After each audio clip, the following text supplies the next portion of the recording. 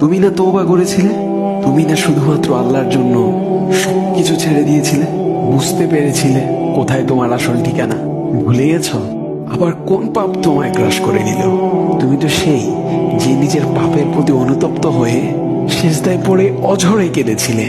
তাহলে আবার কেন দুনিয়ার ধোকায় পড়ে গেলে? কেন ভুলে গেলে কোথায় তোমার আসল গন্তব্য?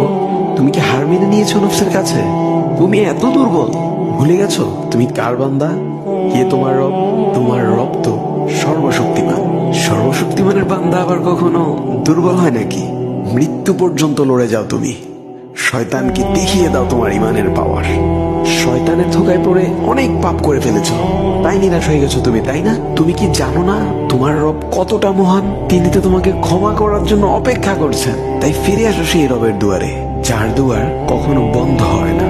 ভিডিওটি ভালো লাগলে একটি শেয়ার করে দিবেন, হয়তোবা আপনার একটি শেয়ারও কারো হেদায়েতের উসিলা বনে যাবে।